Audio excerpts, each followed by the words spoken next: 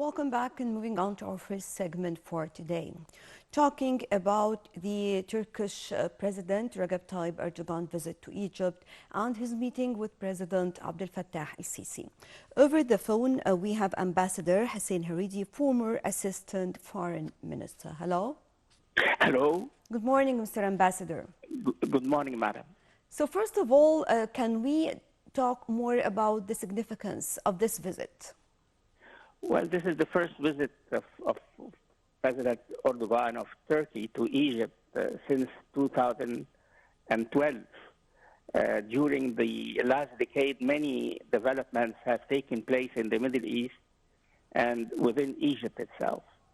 So the importance of the visit lies not in the past as much as the future prospects of bilateral relations between Egypt and Turkey, and on the possibility of the two countries working together for peace and security and stability in the Middle East and in North Africa. And yesterday, during the joint press conference, President Sisi outlined the Egyptian vision of the future course of these bilateral relations, whether in trade, in economic relations, in investments, and plus coordination and exchange of views on some regional issues that are of great importance to Egyptian interests, such as the situation in Libya, of course, the Palestinian problem, and how to move together Egypt and Turkey to end Israeli aggression against the Palestinians in Gaza. On the other hand, President Sisi talked about the possibilities of cooperation between Egypt and Turkey in Africa, and that would be a new chapter in bilateral relations between the two countries, and as well as fighting terrorism. So the visit was a successful one. President Sisi would visit Turkey next April, and I guess by the two visits on that level, I guess Egyptian-Turkish relations could prove a stabilizing force in the Middle East and in North Africa. Well, as we can see right now on the screen, receiving the Turkish president and his wife, and also, if I'm talking on this part, we have seen also First Lady Mrs. Intisar Sisi receiving Mrs. Amina Recep Tayyip Erdogan, and also having a meeting discussing some files related to women issues also as well. Well, of course, that's very significant, but I have no information, madam, on the substance of the talks. Many files actually were discussed in this respect. But talking about the potentialities between both countries, how do you see it, and what are the industries or sectors we are going to focus on? Well, I guess the energy would be one. Trade, the Turkish business community considers Egypt a gateway to Africa because, as you know, we have various trade agreements with African countries. And I guess in the fields of pharmaceuticals, in the defense field, and so I guess the Turkish president said yesterday that the Turkish intention is to increase the investments by Turkey in Egypt to the tune of $3,000 billion, so $1 billion. And President Mubarak, President Sisi said that the intention is to increase the volume of trade volume between the two countries to the tune of $15 billion in the next 5 years. So I guess there is a political will to deepen and to expand trade and economic relations between the two countries. Talking about the several files that were discussed during this meeting, and of course, as you mentioned, talking about Gaza and all what is going on over there. And let me ask you about how do you see efforts exerted so far to reach an immediate ceasefire and entering some more humanitarian aids? And what are the challenges we are facing in this respect? Well, I guess in the light of the meetings that took place in Cairo the day before yesterday, I guess it's probable that in the next few weeks, maybe before Ramadan, that is to say, before the second week of March, there is probably a deal that is being worked out. Details of which are maybe a little bit difficult now, but I guess both sides, the Israelis and the Palestinians, are working on the details. So let's hope that before the onset of Ramadan, a ceasefire or a pause in fighting in Gaza would be agreed upon, and that would be the first step on a long path of fighting peace and security for the Palestinians and the Israelis in the future.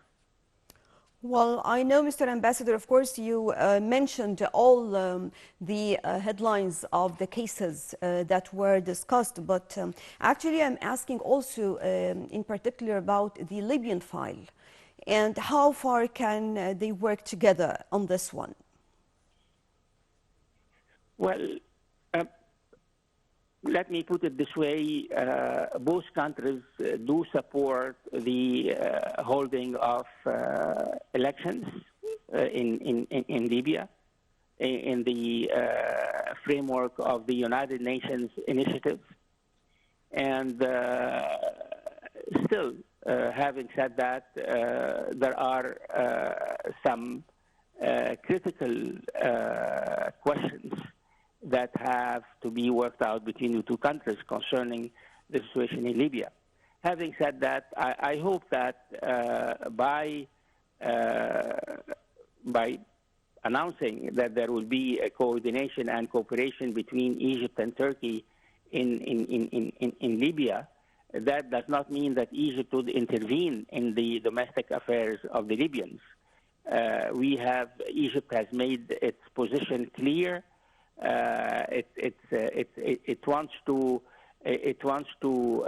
deal with a unified Libya, and yesterday there was a mention of unifying the military, the Libyan military, and this is a very important question from an Egyptian point of view. And so the cooperation between Egypt and Turkey in the Libyan file, I think, from an Egyptian point of view, it will be carried out in the context of various United Nations resolutions on the situation in Libya. Well, talking about the incentives that we can provide in order to attract more Turkish investments to Egypt, what kind of incentives, or how do you see it in general?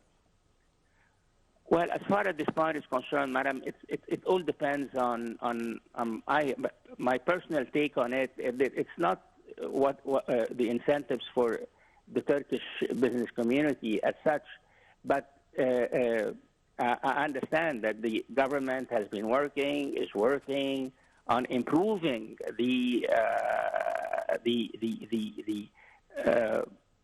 investment laws and investment regulations in Egypt, that in a way that it would become highly competitive to other laws and regulations of similar laws and regulations in the countries that really have been success stories in attracting foreign investment. You take, for example, Vietnam, the latest success story. So it all depends, madam. I guess the way businessmen, the business communities around the world think is the same. If they can find a very good opportunity to invest in a country, they would head to this country. So I hope that in the very near future, the Egyptian government would succeed in really setting up this investment friendly atmosphere in Egypt. It's not easy. It's not easy. I mean, foreign investment is a highly competitive field worldwide, and we have a long way to go on this, madam. But speaking about the Turkish business community, you may recall that a couple of weeks ago, the Egyptian Prime Minister received a delegation of the business of Turkish businessmen, and both sides discussed the opportunities of further Turkish investments in Egypt.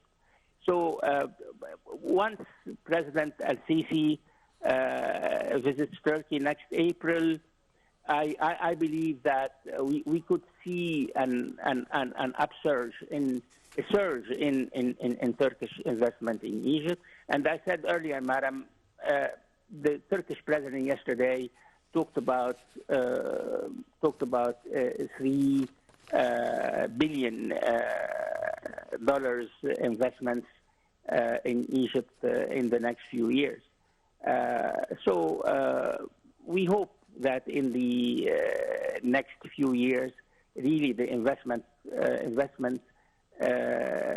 atmosphere in Egypt would become in some kind of competitively internationally, so the Egyptian economy can really attract many foreign investments in the future.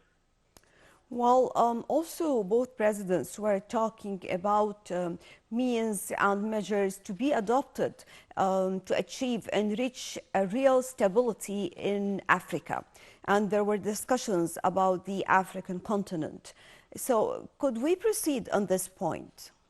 Well, it's too early. Well, the principle has been established yesterday, and I guess we have both sides will still have to work out details concerning the where this cooperation will take place. You know that there are 5 geographic economic communities in Africa, and that's only speaking about cooperation, bilateral cooperation between the two countries in economic and trade fields. On the other hand, yesterday there was a talk about working together and cooperating in fighting terrorism. So in Africa, some parts of Africa are suffering from terrorism. So will the two countries, Egypt and Turkey, cooperate with Africa, with the concerned African countries, either in Somalia, in sub-Saharan Africa, in Western Africa? So I guess the details of Egyptian-Turkish cooperation in Africa remain agreed upon, and that would take, of course, and this cooperation would take place, of course, in close coordination with African countries. So I mean, this is a very promising field, and let's wait and see where the agreements that will be reached between the two countries as far as this point is concerned. Ambassador Hussein Hareedy, a former Assistant Foreign Minister, thank you very much for joining us. Right now, we are moving on to a quick break, then we'll be back.